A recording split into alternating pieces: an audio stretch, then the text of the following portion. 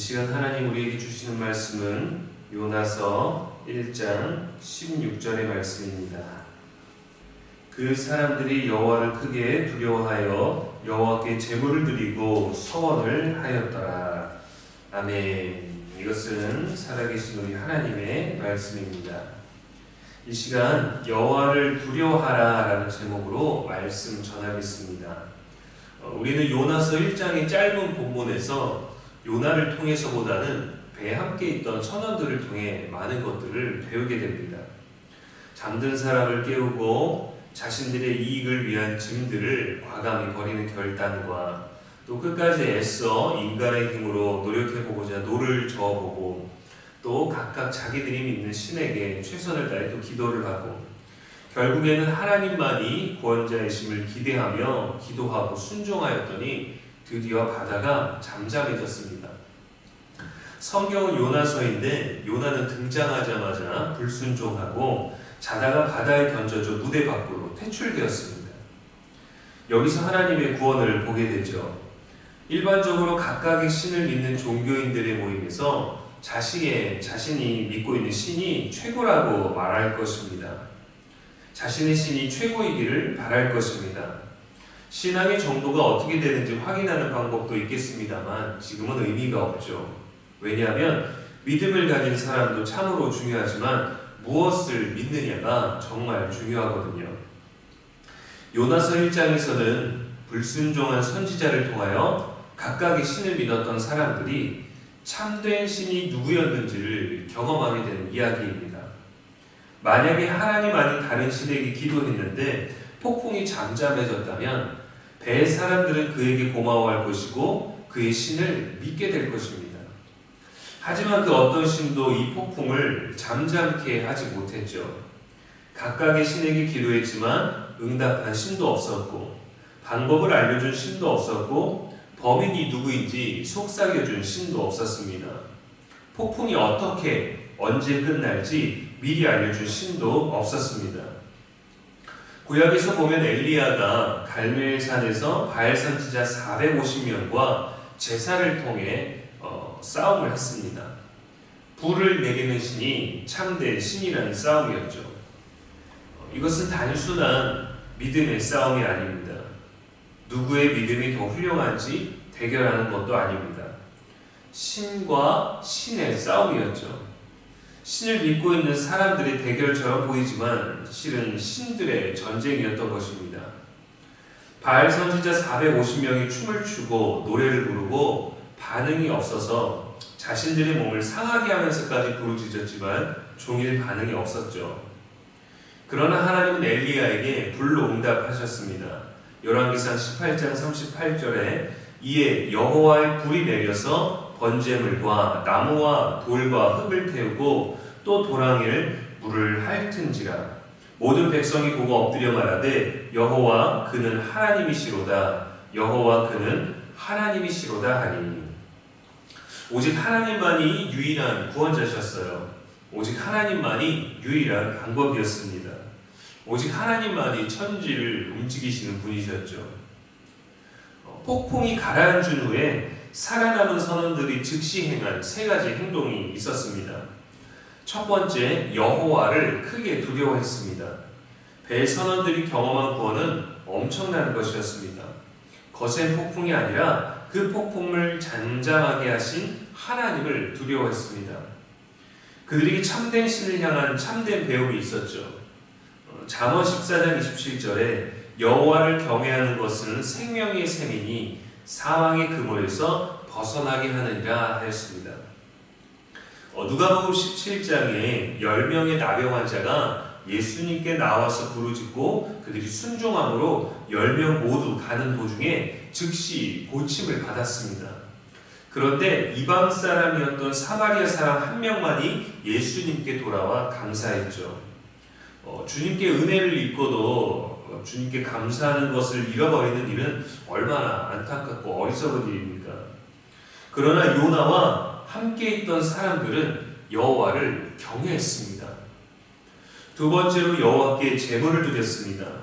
배에 있는 모든 것들을 바다에 던졌다고 했죠. 살아남기 위해서, 배의 무게를 줄이기 위해서. 그런데 어떻게 제물로 드릴 것이 남아 있었을까요? 우리가 집에 불이 나거나 준비 없이 급하게 집을 떠나야 할 때 값비싼 폐물들을 챙깁니다. 따로 보관을 하죠. 만약 그것이 휴대가 어렵고 부피가 크다면 포기해야 될 것입니다.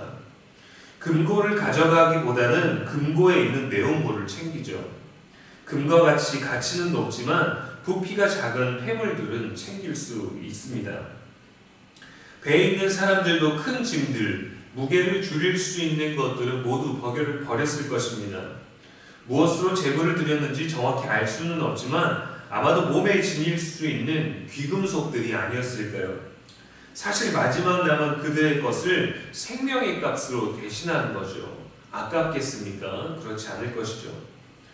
제가 20대 중반의 전도사 시절에 아동부를 담당했을 때 대학교에서 주최하는 연합 수련회에 참석한 적이 있었습니다. 수련회 중에 급한 연락을 교회로부터 받았어요. 수련회에 오지 못한 아이 한 명이 가족 교통사고가 났는데 얼굴을 많이 다쳤다는 겁니다. 수련회 중이라서 마음이 많이 조급하고 불안했었죠. 수련회 스태프들에게 요청해서 저녁 집회 때 이 아이를 위해서 함께 중보기도 해주시면 좋겠습니다 라고 요청을 드렸습니다. 할 수 있는 게 기도 부탁밖에 없었어요. 기도 외에 할 수 있는 게, 내가 할 수 있는 게 무엇이 있을까라고 이렇게 마음속으로 무언가가 더 필요했습니다. 집회 중에 숙소에 후다닥 가서 많지는 않지만 주머니에 있는 모든 돈을 꺼내서 가지고 왔어요. 그리고 병원으로 달려갈 수도 없고 또 달려가서 딱히 방법도 없었고 내가 여기서 할 수 있는 일이 무엇일까? 기도와 기도 요청을 하는 것과 또 제물을 드리는 것이었습니다. 여자아이의 얼굴이 상하게 되지 않기를, 흉이 지지 않기를, 또 수술이 잘 되기를 바라는 마음에 간절한데 주머니에 있는 현금이 무슨 의미가 있겠어요. 이것을 바쳐서라도 기도에 더욱더 힘을 싣고 싶었습니다. 그때 제 마음이 배 선원들의 제사와 비슷했을 것 같다는 생각이 듭니다. 물론 저의 모습이 위태한 상황은 아니지만 하나님께 기도할 때 뭐라도 더 하고 싶었던 마음이죠. 하나님께서 받으실 것이다. 지금 이것이 내 전부다. 전부를 드리는 것이다. 우리가 하나님께 제사를 통해서 드릴 수 있는 제물은 사실 다양합니다. 상하고 통회하는 마음, 또 기쁨, 감사, 찬미, 우리 자신, 우리의 소유들이죠. 이렇게 그들은 자신이 가지고 있는 최후에 남겨져 있는 그 가장 소중한 것을 가지고 하나님께 제물을 드렸습니다. 세 번째로 서원을 하였습니다. 선원들은 하나님의 방법, 하나님의 구원에 크게 배움을 얻었지 하나님께 서원했어요. 성경에서 서원하는 것은 보통 하나님의 도우심을 받기 위해 또는 베풀어 주신 은혜에 감사하기 위해서 했습니다. 이것은 영원히 지켜야 하는 것이죠. 민수기 30장 2절 말씀에 사람이 여호와께서 서원하였거나 결심하고 서약하였으면 깨뜨리지 말고 그가 입으로 말한 대로 다 이행할 것이니라 했습니다. 그러나 사람과 사람 사이의 약속이나 하나님을 향한 맹세들은 항상은 아니지만 자주 깨어지기 마련이죠. 선원들의 믿음이 언제까지 이어졌는지 우리는 알 수 없습니다. 그들의 서원이 하나님 앞에서 행해져야 하는 것처럼 영원히 지켜졌는지도 알 수 없습니다. 일상으로 돌아갔을 때 다시금 각각의 신을 다시 찾았는지 하나님을 향하여 계속 그들의 믿음을 유지하였는지도 알 수 없습니다. 그러나 하나님은 그들의 삶에 강력하게 역사하셨고 그들은 남은 평생을 기억할 것입니다. 그들의 방법으로 아무것도 할 수 없는 때가 또 오면 다시금 하나님을 찾게 되겠죠. 그들의 서원을 기억하게 될 것입니다. 여호와를 경외하는 우리가 되기를 소망합니다. 성경의 주인공이고 또 한편으로 저자였던 요나조차도 하나님을 두려워하지 않아 불순종하였고 끝까지 하나님을 향하지 않았는데 배 선원들은 여호와를 두려워하였고 그에게 자신의 최후에 남은 소중한 것들을 드렸고 또 그들의 삶을 하나님께 서원하였습니다. 이렇게 여호와를 경외하는 저와 여러분 되기를 소망합니다. 신실하신 하나님을 믿는 믿음이 흔들리지 않기를 바랍니다. 그리고 우리를 구원하실 수 있는 참된 신을 향하여 경외하는 마음으로 감사하는 오늘 되기를 주님의 이름으로 축복합니다.